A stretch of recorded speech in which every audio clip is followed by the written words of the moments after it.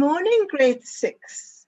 Welcome to the STEM Lockdown Digital School and welcome to your grade 6 first additional language lesson. Today is a language revision lesson. I'm teacher Fiona, your grade 6 first additional language teacher. Welcome, welcome. Let's get started with our lesson today. So this is what we're going to do. We're going to work from the Term 2 CAPS curriculum for language, and we're going to be doing revision. We're going to also learn about figurative language in preparation for our poetry lesson on Friday. And we are going to have a fun language revision lesson where you play an online Kahoot game. After that, if there's time left, we're going to work on some antonym and adverb language activities. So that's our plan for today. Let's get started. Now, we're going to be talking about figurative language, which is an important part of English. And what do we mean by figurative language? Well, it's all these different kinds of things that make the way you speak and the way you write so exciting, much more than just plain ordinary sentences. So we're going to start off, I think we've got about 6 or 7 different types of figurative language we're going to look at. And then I'm going to give you a little test to see if you remember what they all mean. So we're going to start off with alliteration. And a lot of poets use alliteration because it makes their poems sound more exciting in certain parts. Alliteration is when you repeat a consonant at the beginning of the word over and over again. I'm sure you've seen this somewhere. So for example, Betsy bought bigger baby grows for baby Ben. Do you see how that consonant B is repeated all the time? And Sam saw 7 soldiers selling strawberries on Saturday. Mandy made millions of marshmallow muffins for me. So if you are writing a poem or some creative type of writing, every now and again you add some alliteration. It just makes the person reading it sit up and notice and think, oh, look, they're repeating that consonant. So that is alliteration, okay? Then we have that big word, onomatopoeia. Onomatopoeia. And that is talking about words whose sounds, the word sounds like the meaning. It makes a suggestion of the meaning. So for example, the bees buzzed by flying back to their hive. You can almost hear the buzzing just by the word buzzed, right? And click the button to take the picture. You can almost hear that click happening on the cell phone or the camera, right? And the pig squealed when it saw the dog coming. You can almost hear the squeal in the word squealed. So onomatopoeia is choosing the right kind of word for a sound to make the sound more real. Right. Then we have a metaphor. A metaphor is a figure of speech where it states that 2 things are similar. Sometimes it says one thing is another thing, but they're completely different, if you know what I mean. So for example, this strawberry is a fresh summer day is a metaphor. Now strawberries are not fresh summer days, but it's just a way of describing the strawberry to make it sound so exciting. The rain came down in full cold buckets. So it's describing the rain as full cold buckets. The exam was a long, never-ending marathon, describing the exam as a long, never-ending marathon. So it's saying one thing is another. And often people get confused between similes and metaphors. They seem to go together, but the way that you can pick out a simile is it usually uses the word like or as when it compares. So a metaphor is comparing by saying one thing is another. A simile is using as or like. For example, she was as wise as an owl. The new girl was as quiet as a mouse. my suitcase was like a bag of bricks. And using similes and metaphors when you're speaking makes your language very colorful. And poets like to use this type of thing in their poems. Right, and then we've got hyperbole, which is an extravagant exaggeration. And it also makes language interesting. For example, I've told you 1,000,000 times to do your homework. Haven't your parents said that to you before? Or haven't you said to people, I've told you 1,000,000 times to do that? You're using hyperbole, even though you don't know it. I ate 5,000 pancakes for breakfast. So you can imagine that person ate a lot of pancakes, but it felt like 5,000. And my suitcase weighs a ton. Okay, so you got it. Hyperbole, very exaggerated language. And then we have personification.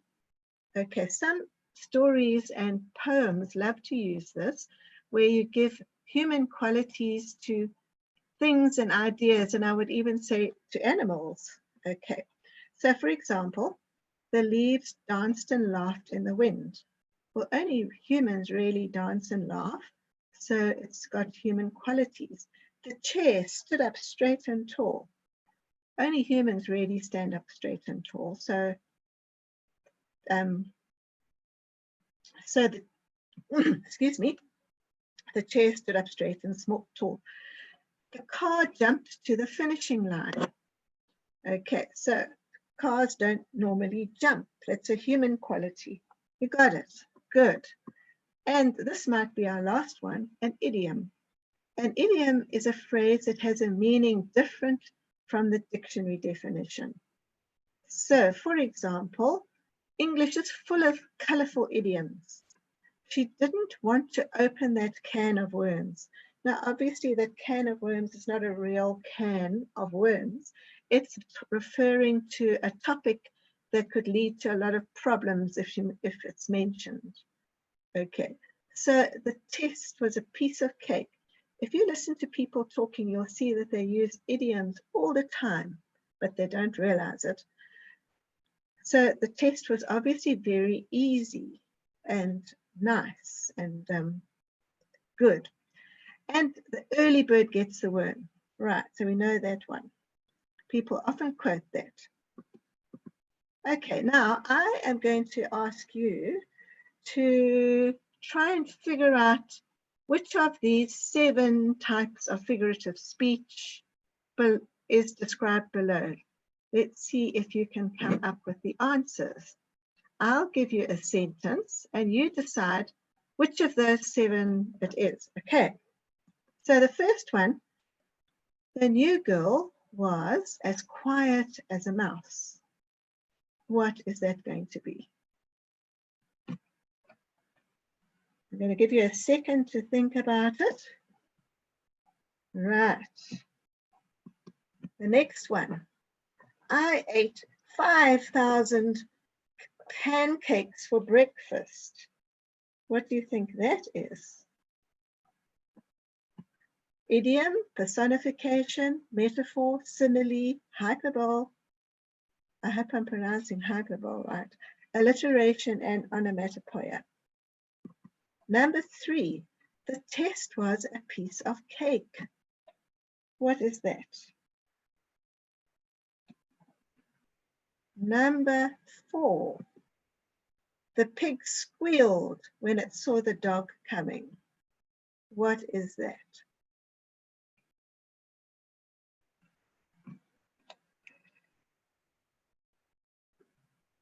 Okay, number 5, Sam saw 7 soldiers selling strawberries on Saturday.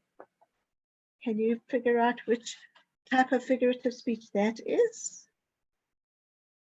You're doing well. Number 6, the leaves danced and laughed in the wind. What do you think that is? And our last one, number 7, this strawberry is a fresh summer day. What do you think that is?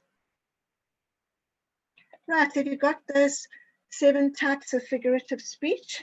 You wrote down all your answers, so now let's check your answers. Right, number 1. The new girl was as quiet as a mouse.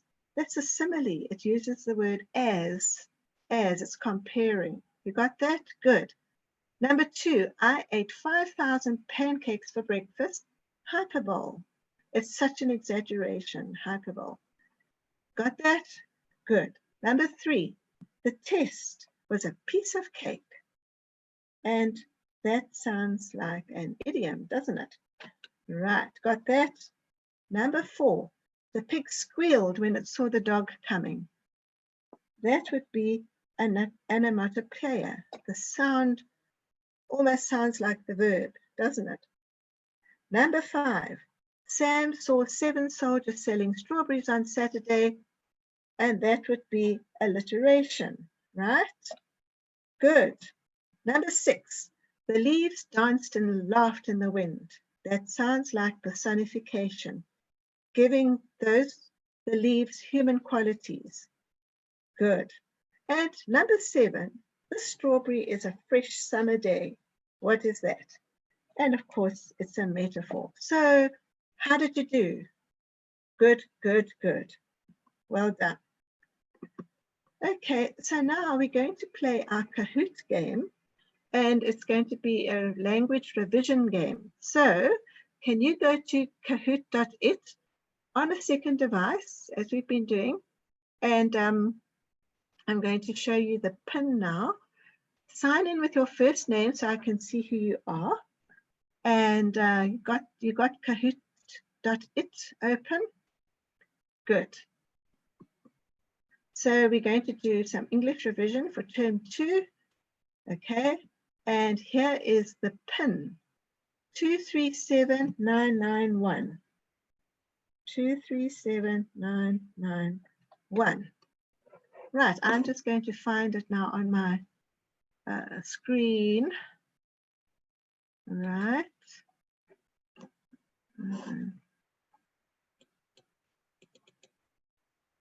I hope that is it. No, not. Let's see, it's not that one, not that one. Oh dear. I don't see it here.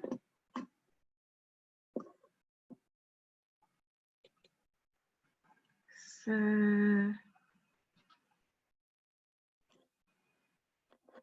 wonder how come that happened.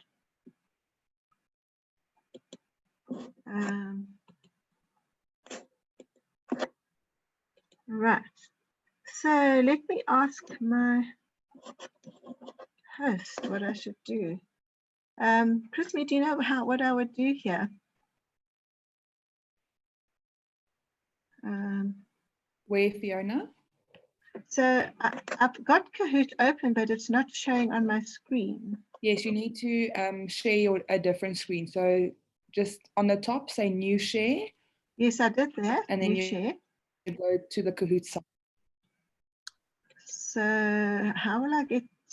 So for some reason, although I've got it open, it's not showing here. So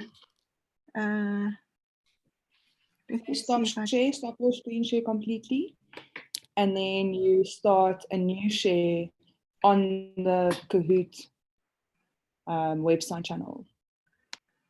So in other words, I stop share and I go into Kahoot another way, and then I oh gosh, okay.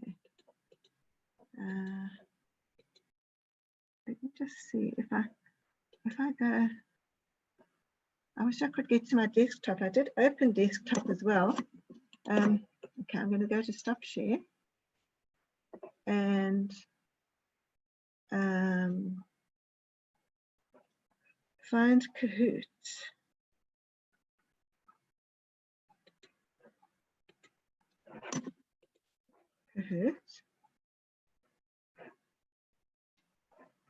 And go back to Zoom.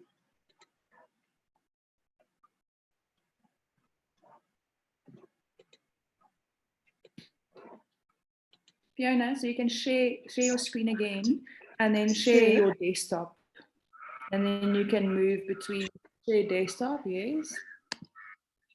Share screen. Let me see if I go here. Okay, wait, that might work. Okay, yay, Yes. got it. Thank you, Chrismy, thank you. Okay, so I think this is it. So let's press start.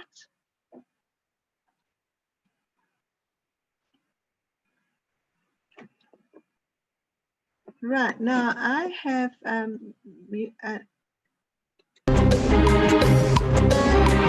right, which of these words is not part of 5 was and a half?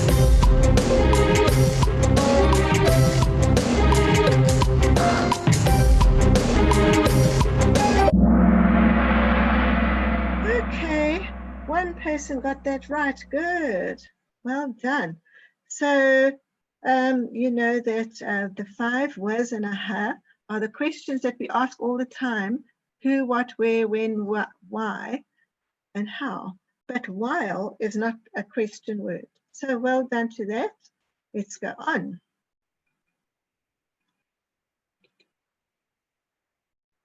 Information text is a piece of something writing which gives information about a topic.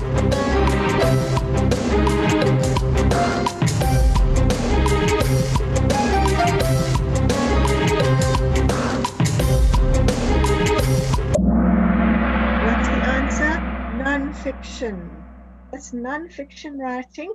Your textbooks are full of information text, and they give information about all the different topics that you're learning about. So well done, well done. Good.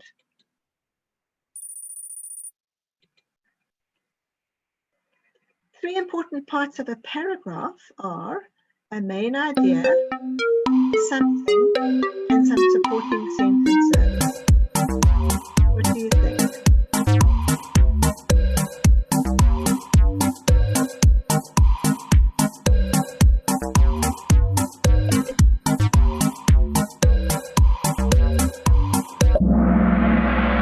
Right, good. It's a topic sentence. You got that right. Good. A topic sentence is a very important part of a paragraph. So the paragraph's got its main idea, which is basically what it's about. And then the topic sentence is the part that summarizes the paragraph, and all the other sentences relate to that topic sentence, and they're called supporting sentences. So well done. You got that right. Okay, so Jono knows his work. So paraffin is a something flammable, oily liquid used as fuel to generate energy.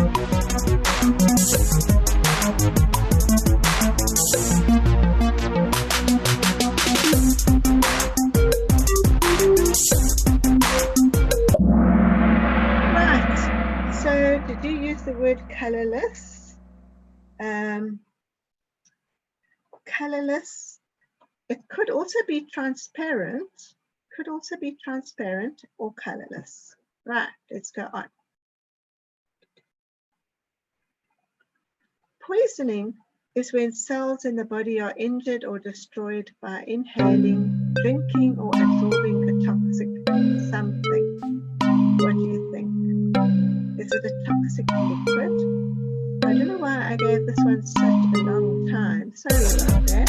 Is it a toxic ingredient? Is it a toxic drink? Is it a toxic substance? So the answer is substance. Right.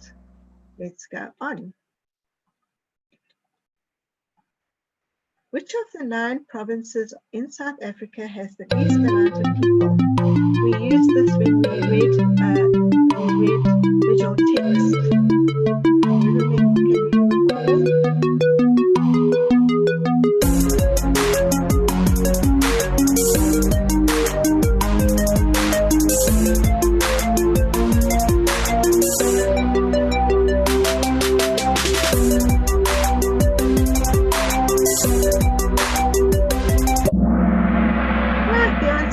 Northern Cape, the biggest province, but the least amount of people.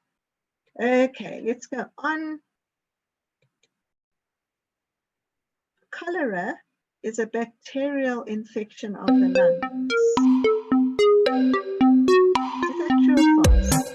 So we read about this in our information text, and we added bits from our information text in this as well. Right, so the answer is false. It's actually a bacterial infection of the lungs. Okay, let's go on.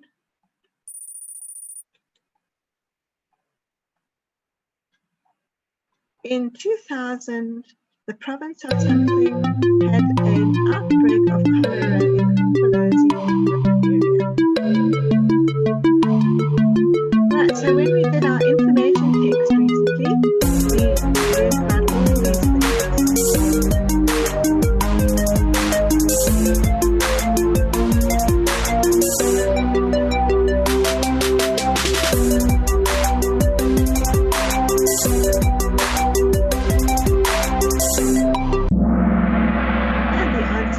KwaZulu-Natal, the Umfolozi River in KwaZulu-Natal.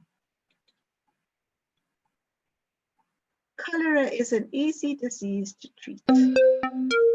True or false?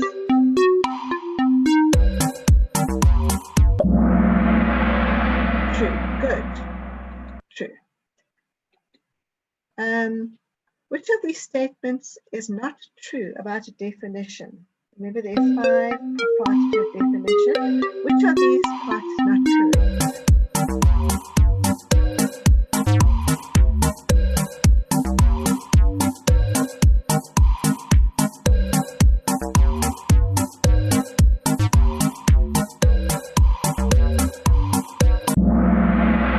Yeah, it shows synonyms of, it doesn't show synonyms of the word. So that sentence or statement is incorrect. The rest are all true.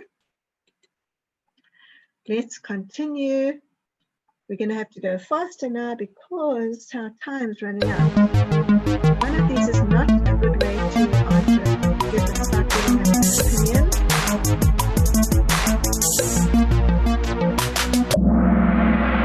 That's correct. You never say to someone you're wrong because it'll put their back up and they won't listen to what you have to say. Right. Number 12. Which of these words has a singular form? Some words are always in the plural, but which of these also has a singular form?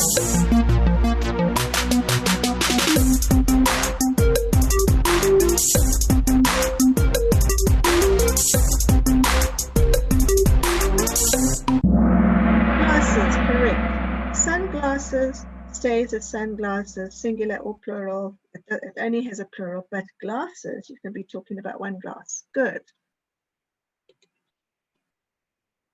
What is meant by the word plural? Which of these refer to plural?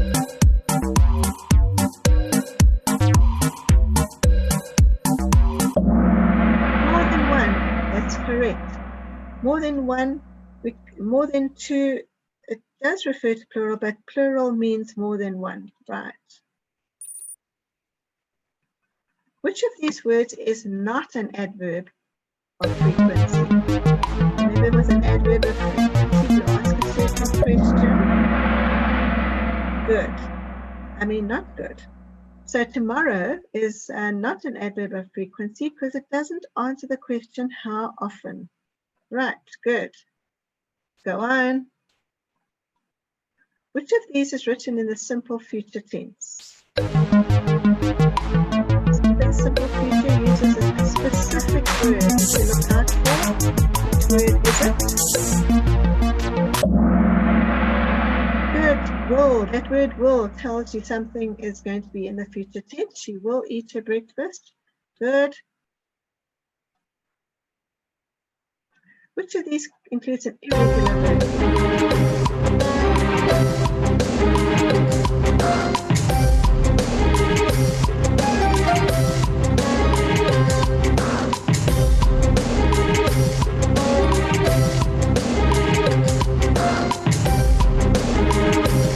Right, ran.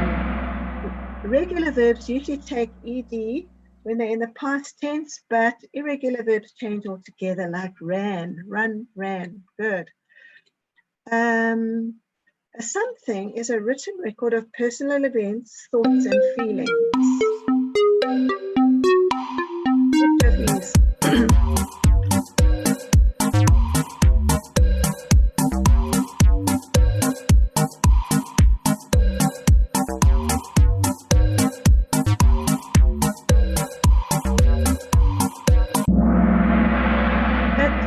That's right. A diary records personal events, thoughts, and feelings. Right. So we're getting close to the end now. Which of these words is an adverb of manner? Remember which question to ask for an adverb of manner?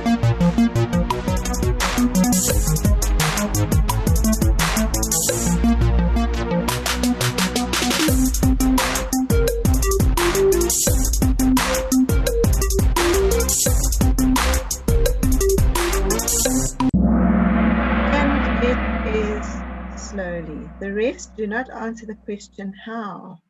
How? Slowly answers the question how. Right, second last question.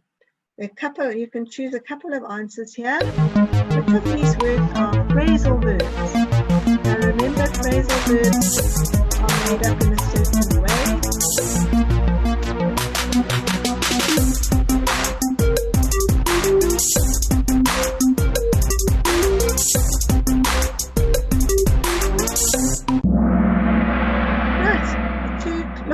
And climbed down. The phrasal verbs have always got two parts to it, and they sometimes mean something different to what they would have meant if they had just said looked or climbed.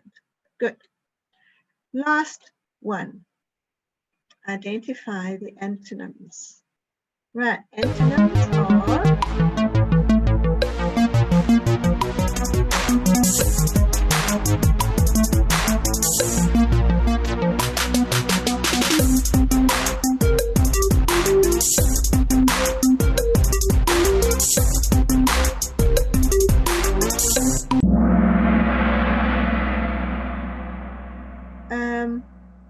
laugh, cry, right.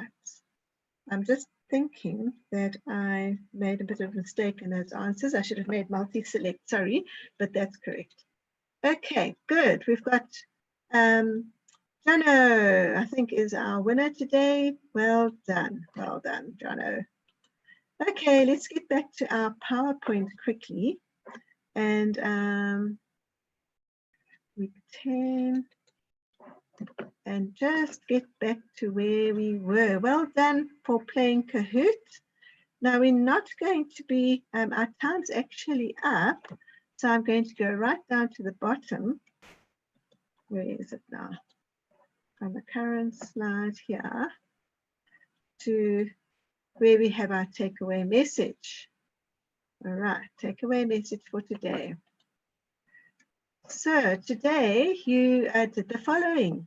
We were working from the Term 2 CAPS curriculum, and we've actually completed right up to the end of the curriculum. So we're just doing revision at the moment.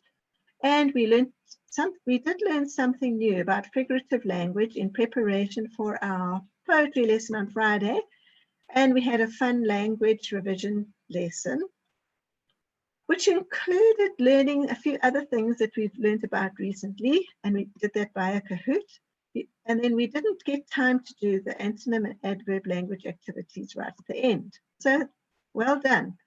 So this week, if you ever get stuck on language, the best thing to do is go onto YouTube, look for a video that's not longer than 2 to 2.5 minutes and follow it.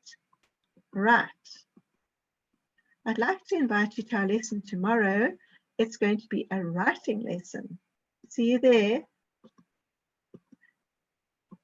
So thank you very much for joining us today on our language revision lesson, and I look forward to seeing you again tomorrow. Bye, everybody. Bye.